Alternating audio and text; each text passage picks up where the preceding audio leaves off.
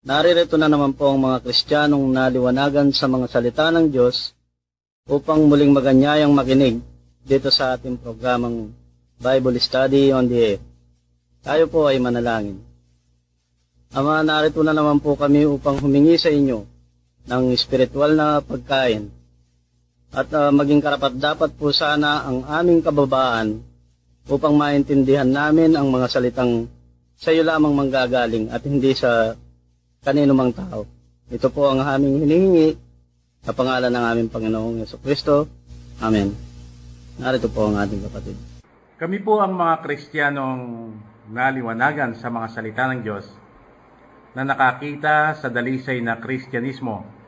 Tinatawag po yan sa English na pure Christianity. Napakahalaga po ang ipinakita ng Diyos sa amin tungkol sa kababaan. Napakaraming tao ang umaangkin at sinasabing sino ang hindi nakakaalam ng kababaan.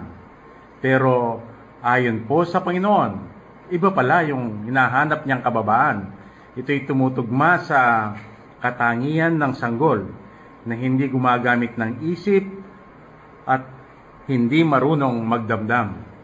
Dito po kami sinubukan ng Panginoon nang ipakita niya sa amin na hindi pala namin siya nakikilala. Kaya sa pamamagitan po ng pag-amin namin sa Kanya, nakita niya ang aming kababaan at siya ay nagpakilala sa amin. At iyan po ang unang biyayang natanggap namin sa Panginoon, ang pagpapakilala mismo ng ating Panginoong Jesucristo. Katulad ng pagkakilala sa Kanya ni Simon Pedro na mababasa sa Mateo 16 mula 16 hanggang 17. Nang tanungin siya ng ating Panginoon, "Sino ako?" Ang sagot ni Simon Pedro, "Ikaw ang Kristo, ang anak ng Diyos na buhay." "Mapalad ka, Simon Barjonas. Hindi yan galing sa iyong laman at dugo. Galing yan sa aking Ama na nasa langit. Kung ang ipinagkakaloob ng Diyos ay himala, biyaya, kaya ang pagkakilala kay Jesucristo, ito pala ay malaking biyaya natanggap ng bawat isa sa amin, katulad ng biyayang natanggap ni Simon Pedro.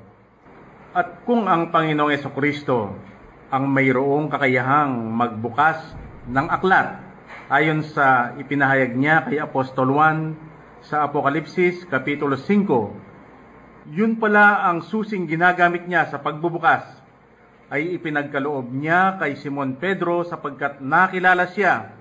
Nakaparehong susing ipinagkaloob niya sa amin nang makilala namin siya. Dahil po nakasulat, ipinagkaloob ng Panginoong Jesucristo kay Pedro ang susi sa kalangitan. Pero ayon sa kapahayagan mismo ng Panginoong Jesucristo, ito ang susi para mabuksan ang aklat na nakita ni Apostol Juan. Sa pagkabukas ng aklat, nahayag ang katotohanan sa mga salita ng Diyos na siyang patungo sa langit.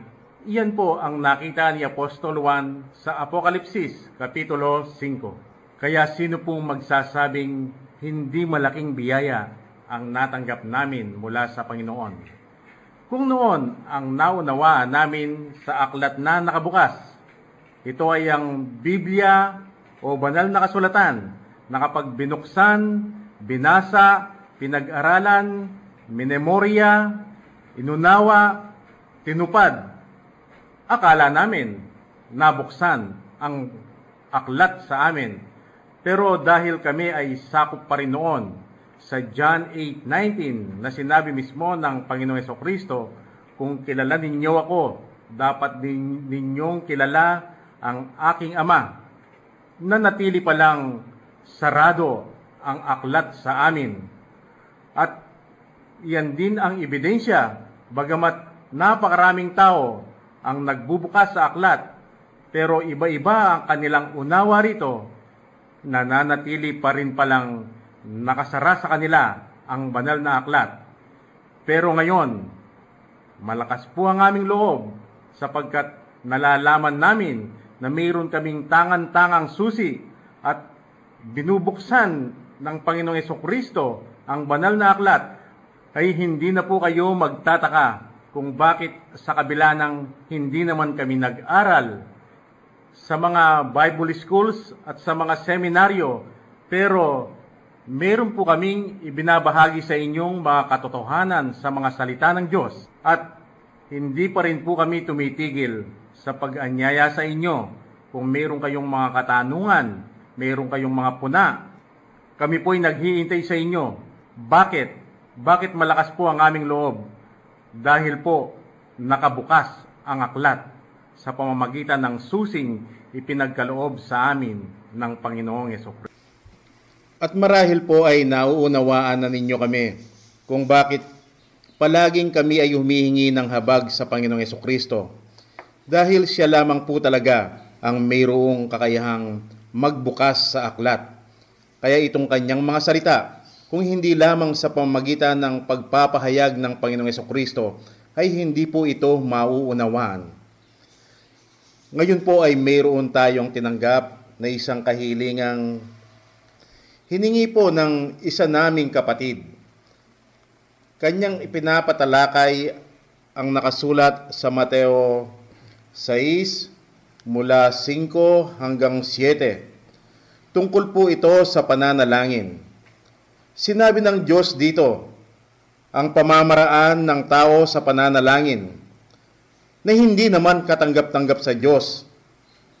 Kaya siya ay nagsalita kung ano ang dapat gawin ng tao para ang kanyang panalangin ay pakikinggan ng Panginoon.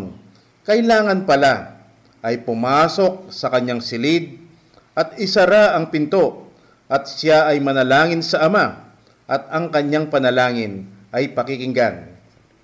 Subalit sa kanilang pananalangin ay hindi sila dapat maging paulit-ulit dahil iyon ay walang kabuluhan sa harapan ng Diyos.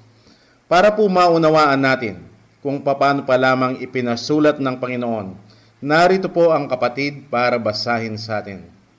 Narito po ang Mateo 6 mula 5 hanggang 7. At pagka kayo'y nagsisidalangin ay huwag kayong gaya ng mga mapagpahimbabaw, sapagkat iniibig nila ang magsidalangin ng patayo sa mga sinagoga at sa mga likuang daan upang sila'y makita ng mga tao. Katotohanan sinasabi ko sa inyo, tinanggap na nila ang sa kanila'y ganti. Datapot ikaw, pagka ikaw ay mananalangin, pumasok ka sa iyong silid at kung may lapat mo na ang iyong mga pinto, ay manalangin ka sa iyong Ama na nasa lihim at ang iyong Ama na nakikita sa lihim na ay gagantihan ka. At sa pananalangin ninyo ay huwag ninyong gamitin ang walang kabuluhang paulit-ulit na gaya ng ginagawa ng mga hentil, sapagkat iniisip nilang dahil sa kanilang maraming kasasalita ay didinggin sila. Ito po ang babalang ibinigay ng Panginoong Jesucristo, ang tungkol sa pananalangin. At dito ay narinig po natin kung paanong napakaliwanag ng kanyang pagkakasulat at ito ay napakadaling unawain.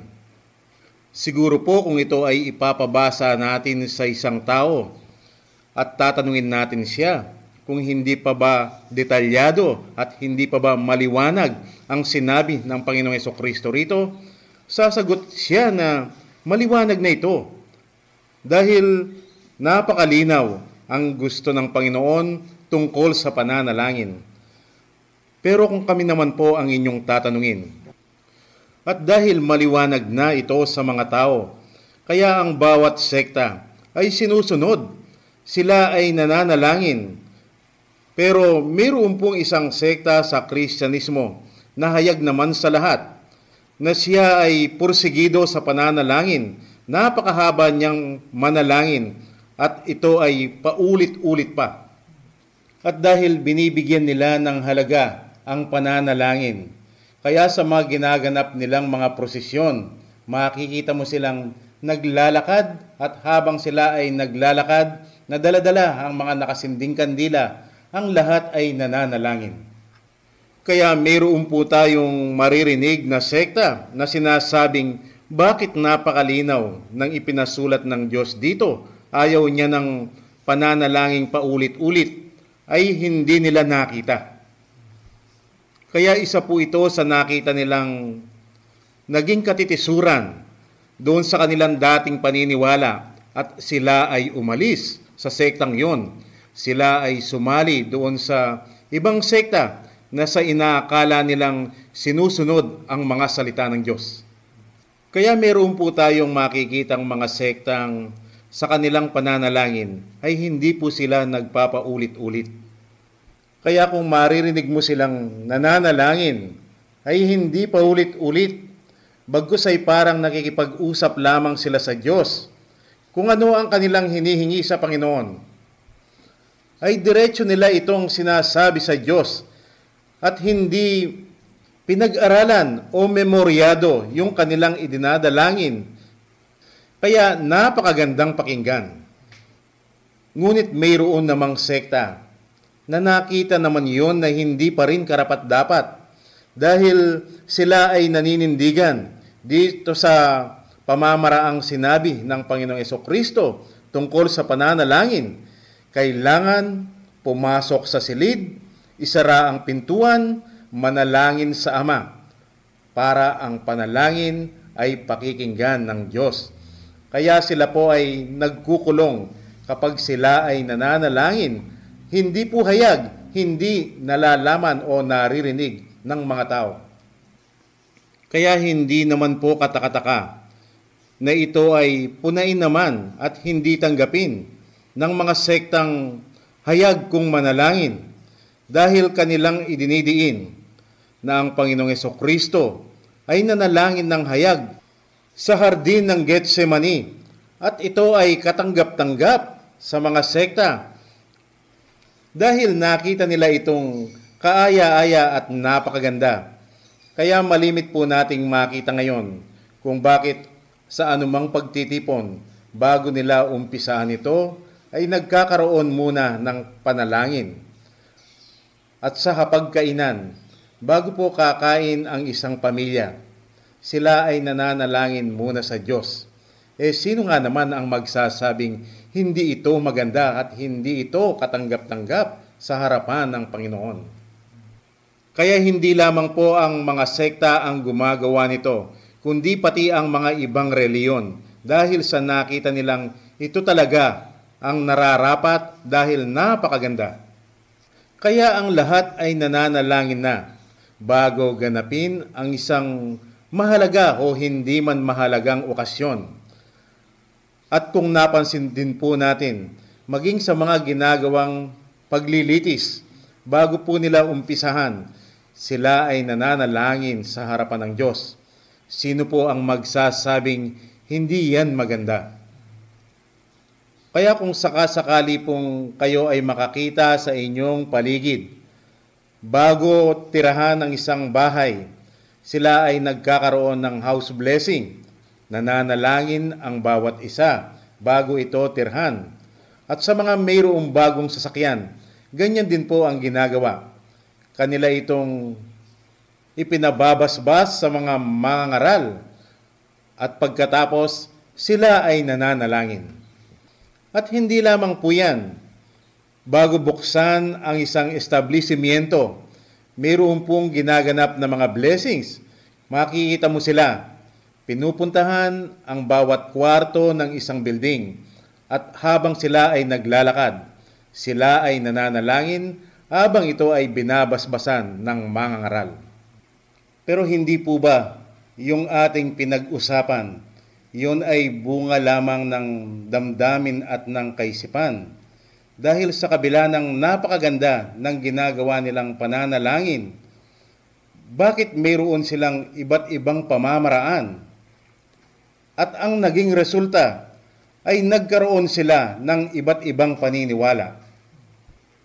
Subalit dito po sa napakagandang ginagawa ng mga tao sa pananalangin, dito po nahirapan ng Diyos sa akin para ako ay alisin at ako ay kanyang dalhin doon sa lugar na dapat kong kalagyan.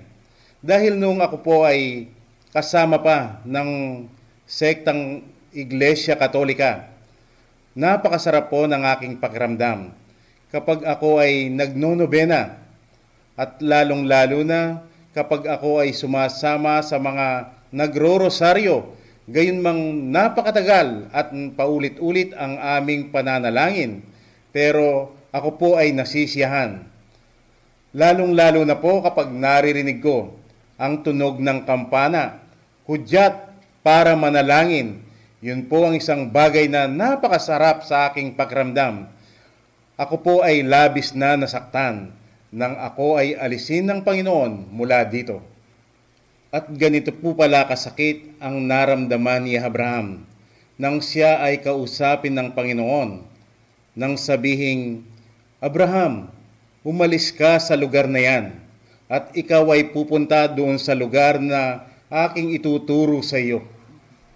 At kung gaano po ito kasakit sa akin noon, dahil kailangan ko ng hindi makasama ang aking mga kaibigan at mga kakilala sa pagsisimba at sa pananalangin. Hindi lamang po sila, maging ang aking mga kamag-anak, ang aking sariling pamilya, na ang kanilang paniniwala ay ayaw nilang iwan. Subalit nang ako ay alisin ng Panginoon, naramdaman ko kung gaano pala kasakit at kahirap na sundin ang kagustuhan ng Diyos. Subalit nang ako po ay makarating na doon sa lugar na dapat ko palang kalagyan dahil yon ang ginugusto ng Panginoon, ang akin naman pong naging kagalakan, lahat ay ipinagkaloob ng Diyos at napakarami ko pong natutunan. Isa na po ito sa aking natutunan sa Panginoon, na gaano man kaliwanag ang kanyang mga salita, gaano man ito kadetalyado, ito po ay nananatiling malabo dahil ang Diyos ay nagsasalita ng talinhaga. Paano ka pong hindi magdidepende sa Panginoon? Gayunmang itong inaasahan niya na kailangang manalangin ang isang tao, subalit kaugnay po dito, mayroon naman siyang sinabi tungkol sa pananalangin na kailangan pala ito ay walang patid. Sapagkat ito pong si Pablo na personal na nagpakilala sa kanya si Jesucristo. Kaya inangkin ni Pablo na ang lahat niyang karunungan ay galing kay Jesucristo at ito ang kanyang sinabi tungkol sa pananalangin. Basahin po natin ang unang Tesalonica 5:17. Unang Tesalonica 5:17.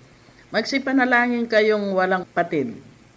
At itong si Haring David, ganyan din ang inangkin. Walang oras na hindi siya nananalangin.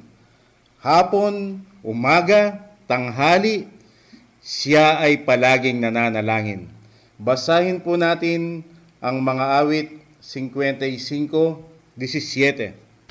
Awit 55:17. Sa hapon, sa umaga, at sa katanghalian tapat, ako'y dadaing at ihibik at kanyang didinggin ang aking tinig. Marahil kayo po ay nagtataka kung bakit wala man kayong narinig na salitang pananalangin doon po sa binasa natin sa Tagalog. Dahil po hindi ito nahilimbag na mabuti. At ngayon ay babasahin ko po ito sa Ingles. Psalms 55:17, quote, Evening and morning and at noon will I pray and cry aloud, and he shall hear my voice, unquote. Ano po ang narinig nating inangkin ng mga pinili ng Diyos?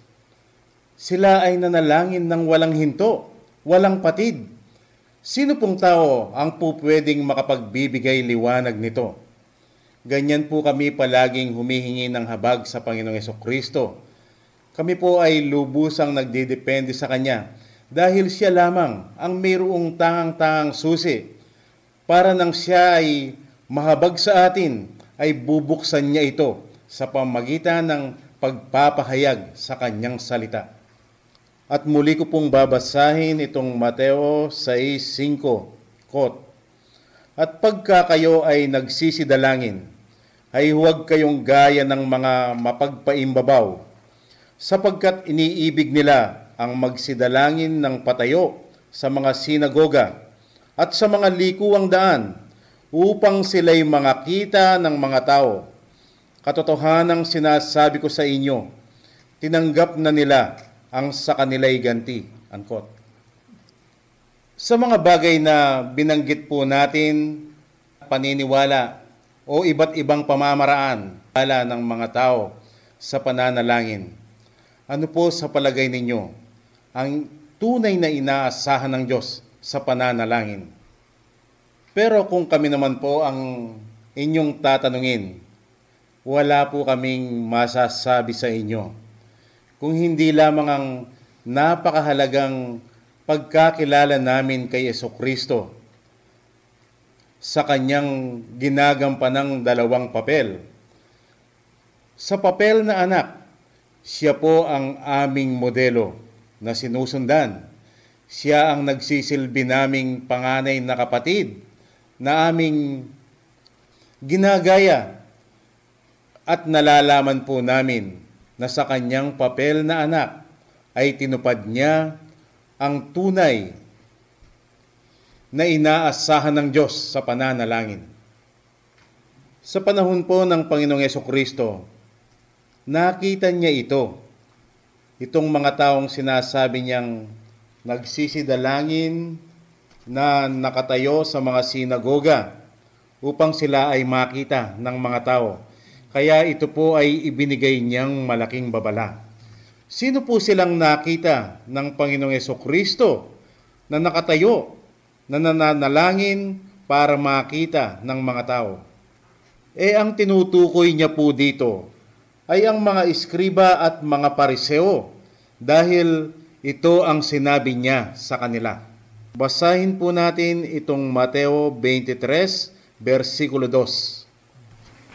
Mateo 23:2 na nagsasabi, nagsisiupo ang mga eskriba at mga pariseo sa luklukan ni Moises. Sa makatwid, ito ang mga taong kinikilala ng mga tao na malapit sa Diyos. Pero kung sila man ay kinikilala ng mga tao na malapit sila sa Diyos, narito ang sinabi ng Panginoong Jesucristo tungkol sa kanila. Basahin naman po natin itong Mateo 23, versikulo 3. Mateo 23:3. Lahat nga ng mga bagay na sa inyo'y kanilang ipautos ay gawin ninyo at ganapin. Datapot huwag kayong magsigawa ng alinsunod sa kanilang mga gawa, sapagkat kanilang sinasabi at hindi ginagawa. Ano po ang narinig nating sinabi ng Panginoong Jesucristo dito sa mga taong kinikilalang sila ay mga malalapit sa Diyos? Sabi niya, huwag kayong magsigawa ng alinsunod sa kanilang mga gawa, sapagkat kanilang sinasabi at hindi ginagawa. Pero tungkol po dito sa ating narinig na salita ng Diyos, ang nakikita po namin ay ang salita ng Diyos ay buhay. Dahil hindi po ito isang istorya lamang. Kaya ito po ay nakikita naming nangyayari sa ating panahon.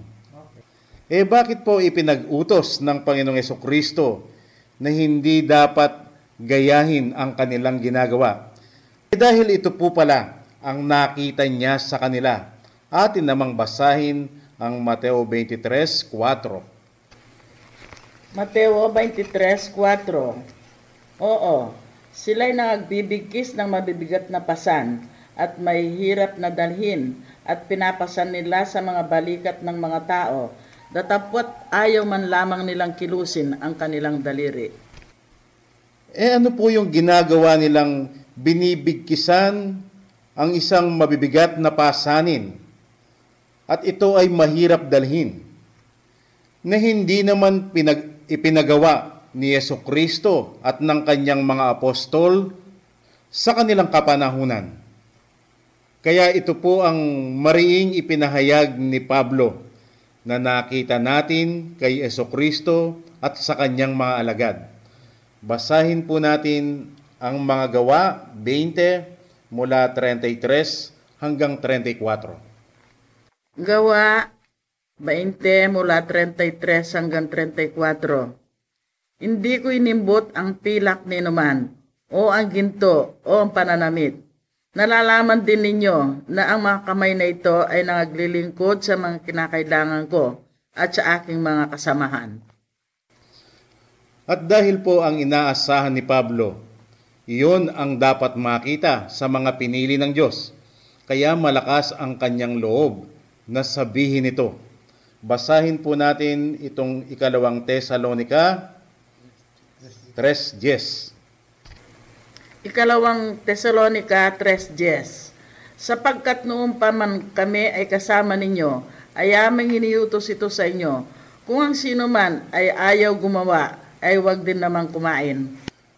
At pansinin po ninyo, itong mga taong pinapatungkulan ng Panginoong Hesukristo, dahil sila ay nagmamalaki pa sa kanilang posisyon at sa kanilang ginagawa. Atin pong basahin ang Mateo 23:5. Mateo 23:5. Datapot ginagawa nila ang lahat ng kanilang mga gawa upang makita ng mga tao, sapagkat nagpapalapad sila ng kanilang mga pilakterya at nagpapalapad ng mga laylayan ng kanilang mga damit. Kung ang nakikita po namin na ang mga salita ng Diyos ay hindi lumilipas, kayo po ba nakikita ninyo na buhay nga ito sa ating panahon? Sapagkat narito pa ang sinabi ng Panginoong Hesukristo sa kanila. Atin pong basahin ang Mateo 23 mula 6 hanggang 7. Mateo 23 mula 6 hanggang 7. At iniibig ng mga pangulong dako sa mga pigingan at mga pangulong luklukan sa mga sinagoga at pagpugayan ng mga pamilihan, at sila'y tawaging mga tao, Rabi. Ano po ang narinig natin? Gustong-gusto nila na sila ay tawaging Rabi, na ang ibig sabihin ay tagapagturo. Nakita po ni Hesukristo noon, Rabi, subalit ang ibig sabihin po niyan sa atin ngayon ay tagapagturo o pastor.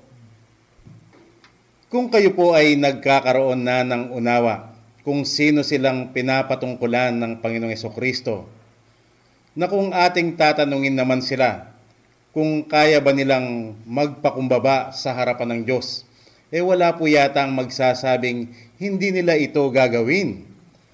Subalit, kaya nga nilang magpakababa sa harapan ng Panginoon para kanilang tanggapin itong ipinag-uutos ng Panginoong Hesukristo.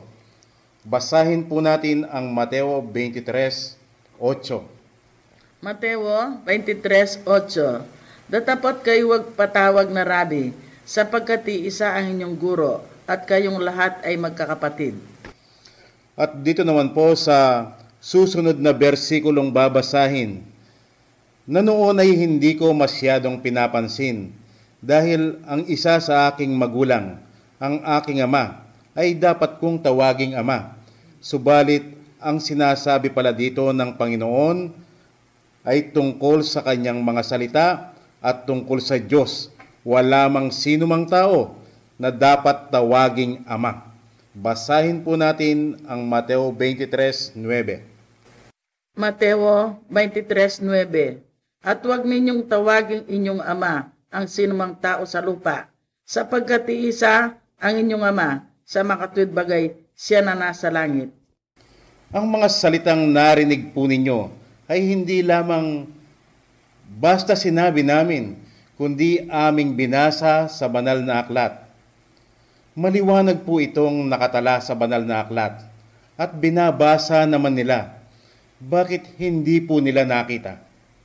Hindi po ba pumapasok sa inyong kaisipan ngayon ang tungkol sa lalaking pagkasilang ay bulag sa 1 Kapitulo 9, na sa inaakala ko po noon siya ay literal na bulag, pero sa mga nakaraan nating pag-aaral, ipinahayag ng Panginoong Hesukristo na ang kanyang pagkabulag ay hindi niya nakilala ang Panginoong Hesukristo, bagamat ang taong ito ay hindi bulag sa nakikita ng mga tao. Pero dahil hindi niya nakikilala ang Panginoon, siya ay bulag. At dahil ang Panginoong Jesucristo ang siyang salita at ang katotohanan, kaya ang hindi pagkakilala sa Panginoong Jesucristo ay ang hindi pagkaunawa sa kanyang salita at sa katotohanan.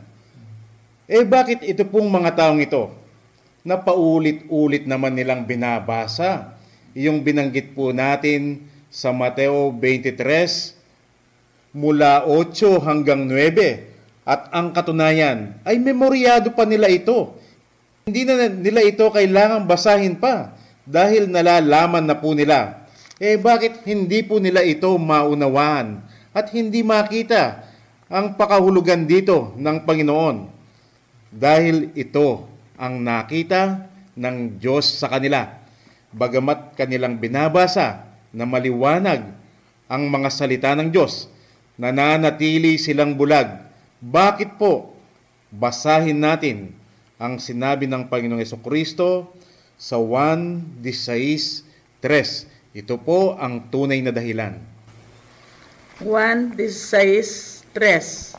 Ang mga bagay na ito'y gagawin nila sapagkat hindi nila nakilala ang Ama ni Akman. At dahil hindi po nila nakilala ang Panginoon, sila ay hindi rin napagkalooban ng lakas para kanilang masunod itong babalang ibinigay ng Diyos sa Jeremias 17:5 at sa Kawikaan 3:5. Dahil ang sabi ng Panginoon sa Jeremias 17:5, quote, "Sumpain ng tao na nagtitiwala sa kanyang kapwa-tao," unquote. Dahil ang tinutukoy po ng Panginoon dito ay ang tungkol sa Diyos at sa kanyang salita. At ganyan din dito po sa Kawikaan 3:5, quote, "Huwag kang manalig sa iyong sariling kaunawaan, dapat ka lamang manalig sa Diyos," unquote. At dahil hindi nga nila nakilala ang Panginoong Jesucristo, ay hindi nila nakita itong malaking babala ng Panginoon na binasa naman natin sa Mateo 6, versikulo 5, na sila pala ang pinapatungkulan. Ano po ang ganti na kanilang tinanggap? Yung pong kapurihan mula sa mga tao na ibinibigay ng mga tao sa kanila at kanila namang tinanggap ito. At narito naman ang panalangin itinuro ng Panginoon para ang dalangin ng tao ay pakikinggan ng Diyos. Akin pong babasahing muli itong Mateo 6, versikulo 6, quote, "Datapwat ikaw, pagka ikaw ay nananalangin, pumasok ka sa iyong silid, at kung mailapat mo na ang iyong pinto, ay manalangin ka sa iyong Ama na nasa lihim, at ang iyong Ama na nakakikita sa lihim ay gagantihin ka," unquote. Wala na naman po kaming masasabi tungkol dito kung hindi ang muling tingnan ang aming panganay na kapatid, ang aming modelo, ang Panginoong Jesucristo sa kanyang papel na anak, kung paano naman niya ito tinupad. At tungkol po naman doon sa inangkin ng mga pinili ng Diyos, si Pablo na nagsalitang ang kanyang karunungan ay itinuro ni Jesucristo, kaya sinabing dapat manalangin ng walang patid.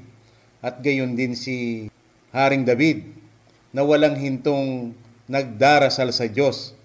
Paano po natin nakita na ang Panginoong Jesucristo ay nanalangin din ng walang patid?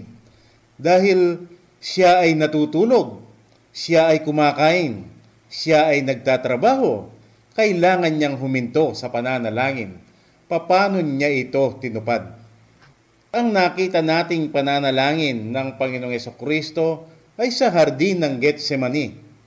Siya ay natulog sa bangka at siya ay nagtrabaho bilang karpintero. Gumagawa siya ng bahay. Pero ang kanyang pakay, ang pasayahin ang kanyang ama at nasiyahan naman ang kanyang ama. Sa makatwid, sa mata ng kanyang ama, ay nanalangin siya ng walang patid.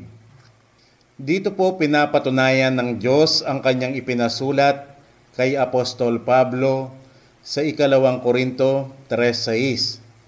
Hindi sa titik, dahil ang titik ay pumapatay, kundi ng Espiritu, sapagkat ang Espiritu ay nagbibigay buhay.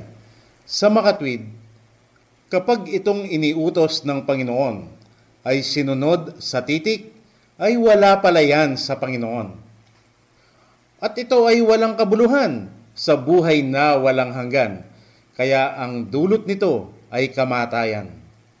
Datapwat kung sa Espiritu na nagbibigay buhay naman, ito ang pakahulugan ng Diyos sa kanyang salita, ay makikita si Jesucristo sa kanyang papel na anak, ay lubos na naligayahan sa kanya ang kanyang ama. Ang sabi pa nga niya, ito ang minamahal kong anak na labis kong kinalulugdan. Sa makatwid, si Jesucristo sa kanyang papel na anak, siya pala ay nanalangin ng walang patid. Paano?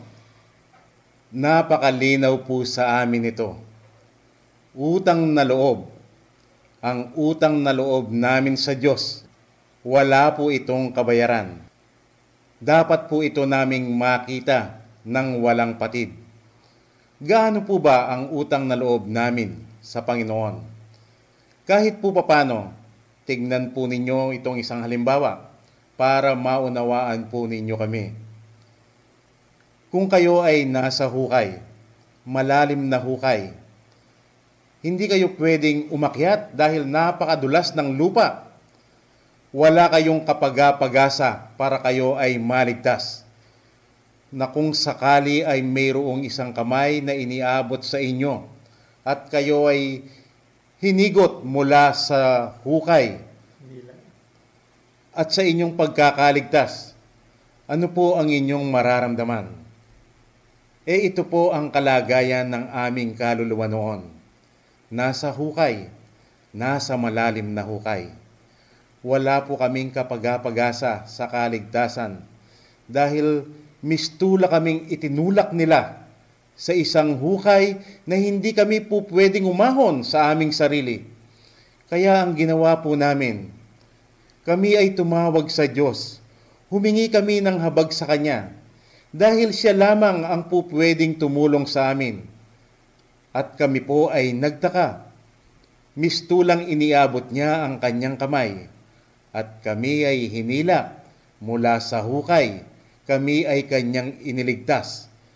Ang tinutukoy po natin dito ay ang patungkol sa buhay na walang hanggan. Kaya ito po ay isang malaking utang na loob namin sa Diyos na kailangang makita namin na walang patid. At ito po ay wala kaming po pwedeng iganti sa Kanya kung hindi lamang ang pasayahin at paligayahin ang Panginoon kung papano ang ginawa ni Jesucristo sa Kanyang papel na anak, sapagkat siya po ang aming modelo, siya ang aming panganay na kapatid. Bilang nakababatang kapatid niya, ang Kanyang inaasahan ay gayahin namin ang Kanyang ginawa. Kaya ano po ang ganti ng Diyos sa amin? Sapagkat ito ang panalangin itinuro ng Panginoong Jesucristo.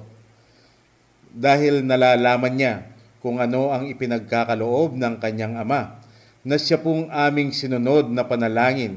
Hindi po yung material na bagay, hindi po yung pakinabang ng katawan, kung hindi ang para sa kaligtasan ng kaluluwa, na anumang oras na hilingin namin sa Panginoon, ito po ay kanyang ipinagkakaloob.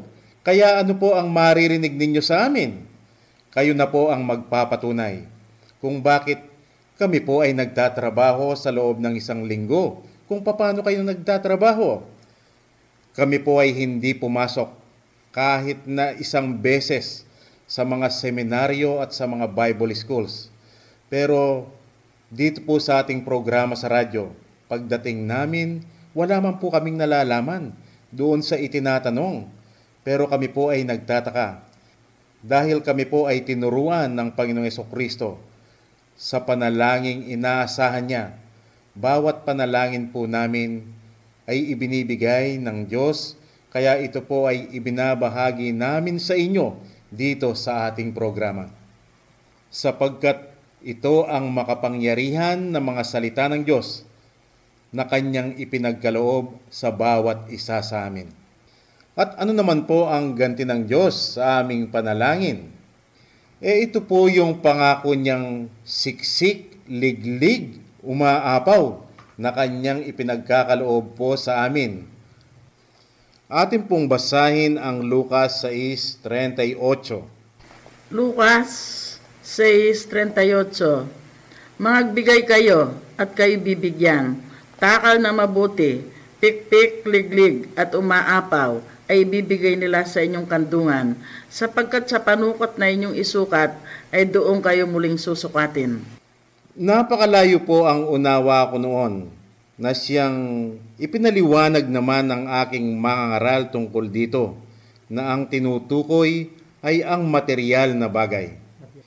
Ito ang material na bagay na dapat ibigay sa Diyos at gagantihan ka ng Panginoon ng material na bagay din.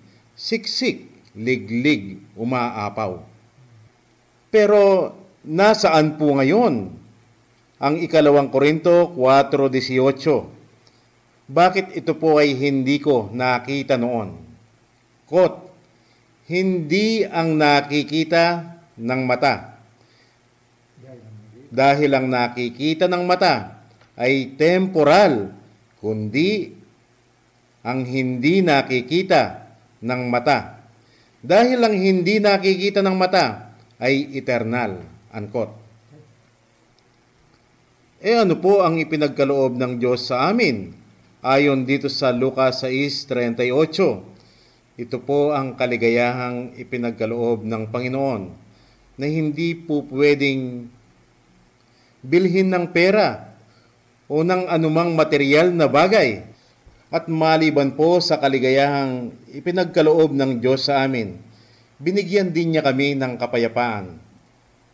Kapayapaang umaapaw. Kaya sa pamamagitan po nito, yung mga bagay na iniisip ng mga tao na hindi po pwedeng magawa ay nangyayari. Kaya ang maririnig sa kanila, imposible yan. Subalit nakikita po namin ito ay nagaganap. Ito po ay sa pamagitan ng utang na loob namin sa Diyos, na siya naman palang sinasabing pray without ceasing o manalangin ng walang patid. Pero kung mayroon naman pong magtatanong na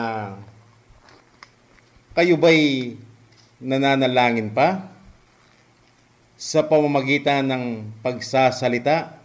Ang sagot po namin, opo, nananalangin pa rin kami ng ganyan. Paano? Dahil po sa kaligayahan at sa kapayapaang ipinagkaloob ng Diyos sa amin, siksik, liglig, umaapaw, hindi po namin kayang hadlangan ang aming mga labi para hindi magsalita, magpasalamat sa Kanya. Malaking pasalamat na may halong luha, luha ng kaligayahan, dahil hindi po kami makapaniwala na kami ay kinakalinga ng Diyos, minamahal, pinapakain sa Kanyang mga salita, ipinagtatanggol kay Satanas. Ganyan po ipinapadama ng Diyos sa amin ang Kanyang malaking pag-ibig at nakikita po namin siya ay masaya para sa amin. Yun po pala ang ibinigay na paliwanag ng Panginoong Hesukristo doon sa utos niyang, pumasok ka sa iyong silid at kung mailapat mo na ang iyong pinto, ay manalangin ka sa iyong ama na nasa lihim at ang iyong ama na nakakikita sa lihim ay gagantihin ka. At hindi lamang po sa paliwanag ito ibinigay ng Panginoon, kung hindi sa pamamagitan pa ng demonstrasyon para Kanyang maipadama ang kanyang mainit na pagmamahal sa amin. At sa pamamagitan din po nito ay nagagawa naming manalangin ng walang patid. At para po lalo naming papurihan ng Diyos, pakinggan po natin ang patotoo ng kapatid. Magandang araw po sa inyong lahat. Ako po ay dating Iglesia ni Cristo. Dati rin po ako miyembro sa dating daan. Dati rin po miyembro ako sa Iglesia Katolika, Apostolika Romana. Kung ako po'y tatanungin ninyo ngayon, kung sino ako, noon po ako Iglesia ni Cristo, sasabihin ko, ako Iglesia ni Cristo. Nang ako'y nasa dating daan, kung tatanungin din po ninyo ako, kung sino ako, ako'y nasa dating daan. Kung sa Katoliko, ako'y Katoliko. Subalit ngayon po, tanungin ninyo ako ngayon. Hindi ko na po sasabihin ng ganon. Ang sasabihin ko po sa inyo kung sino ako, ako'y tinawag ng Diyos. Meron akong mga kasama na nagkakaisa sa aming pananampalataya. Tinawag kami ng Panginoon Diyos. Isa-isa, dinala kami sa kanyang sambahayan.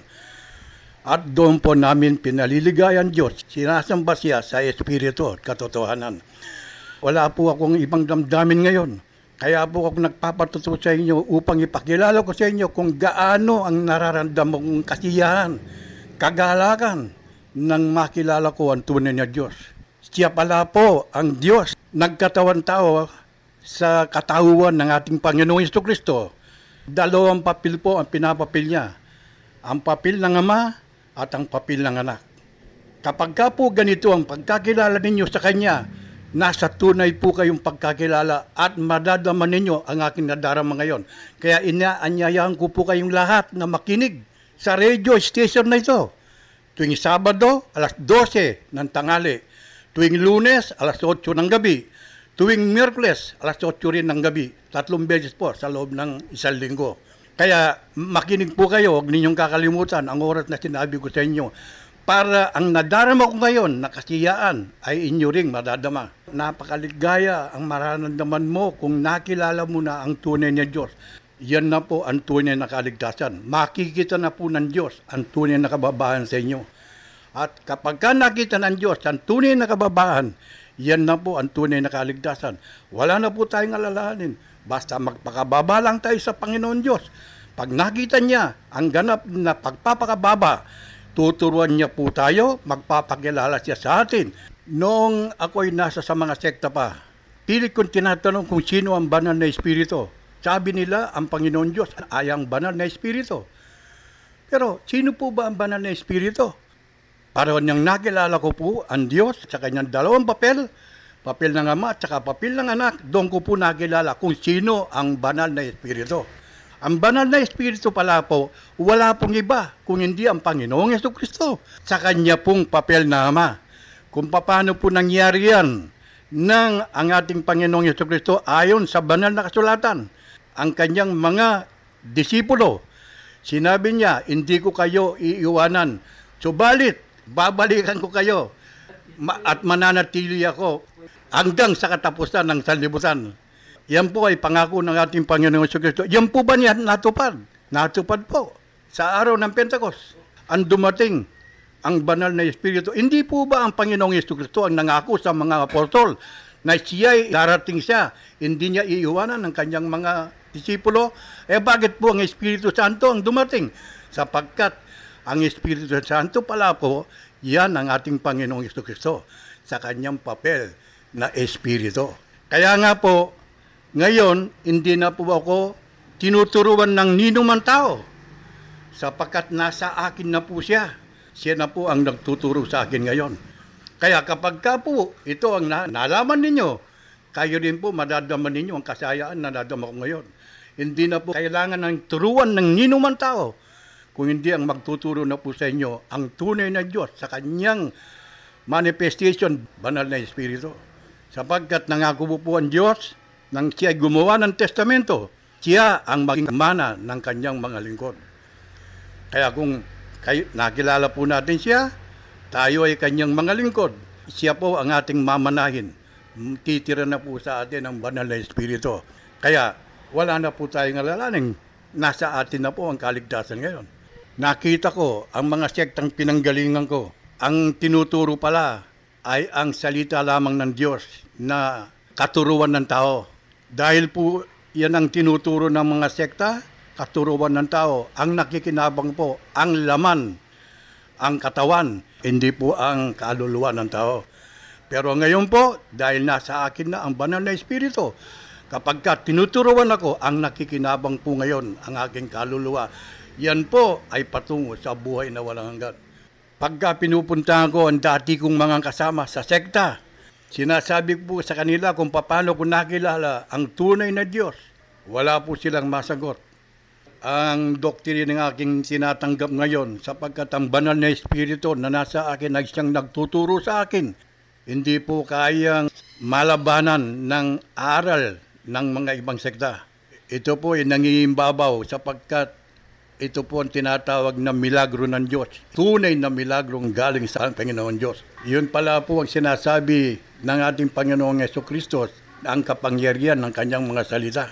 Ang salitang Espiritu, tunay na nakikinabang ay ang kaluluwa natin para sa buhay na walang hanggan. Hanggang dito na lang po. Umaasa po ako, gayaan po ninyo kung ano ang sinabi ko. Hanapin po ninyo ang tunay na Diyos. At yan po ay ituturo sa inyo kapag nakita ng Diyos ang tunay na kababaan na hinahanap ng Diyos sa inyo. Makikilala po ninyo kung sino ang tunay na Diyos. Doon po ninyo makikilala ang tunay na kagalakan at kapayapaan sa inyong kaluluwa. Maraming salamat po. Samantala, kami po ay umaasa pa rin sa inyo na hindi ninyo nakakalimutan na i-record itong ating programa. Sa internet, patuloy po ninyong basahin ang mga articles natin. Narito po ang website, www.purechristianity.org. Small letter lahat po yun, one word lamang. Tayo po ngayon ay magpasalamat. Panginoon, marami pong salamat. Nakita po namin kung paano ninyo kami iniligtas. Dahil noon ang aming kalagayan, kami ay nasa malalim na hukay. Hindi po namin kayang umahon mula doon. Wala na po kaming pag-asa para kami ay maligtas. Subalit, iniabot po ninyo ang inyong kamay at kami ay inyong hinila. At mula doon, nakita po namin ang inyong malaking biyaya. Kami po ay binigyan ninyo ng kaligayahan at kapayapang siksik-liglig umaapaw. At sa pamagitan po nito, nakita namin ang aming malaking utang na loob na dapat ay palagi naming tinitignan para yung pong ginawa ninyo sa amin. Sa aming buhay ay wala kaming pupwedeng hangarin kung hindi ang anumang bagay na makapagbibigay ligaya sa inyo. Ito po ang aming pasasalamat sa pangalan ng aming Panginoong Jesucristo. Amen. Hanggang pong sa muling paghahayag ng Diyos sa kanyang mga salita. Sana po makita pa rin ng Panginoon na handa pa rin tayong makinig sa kanyang mga paliwanag. At sana din po ang kapayapaang ibinibigay ng Panginoong Jesucristo ang hilingin ng bawat isa. Amen.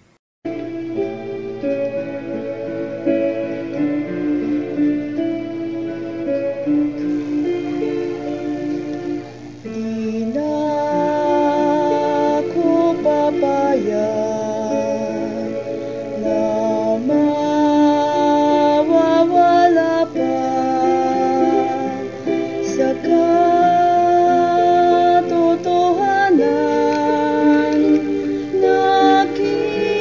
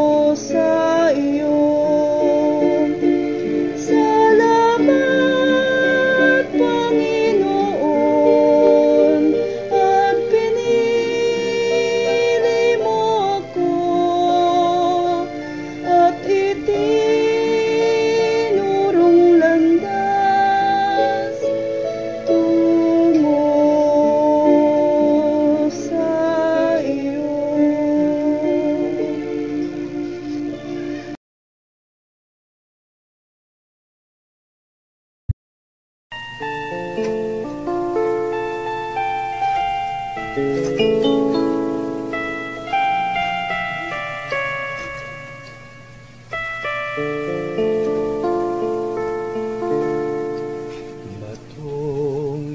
buhay ay dakilang manunubos mula sa kanyang tubig ng buhay ng Diyos. Batong buhay ay si Kristong manunubos, walang bayad, tubig ng buhay ay handog. Buksan ang puso kay Jesus, ililigtas ka sa lubos. Tanging banal na dugo, tanggapin siya ngayon habang may panahon, at mahalin at maglingkod. Namatay siya sa krus, sasanay pantubos. Buksan ang puso kay Jesus, ililigtas ka sa lubos. Tanging banal na dugo, tanggapin siya ngayon habang may panahon, mahalin at maglingkod. Namatay siya sa krus, sasalay pantubos. Namatay siya sa krus,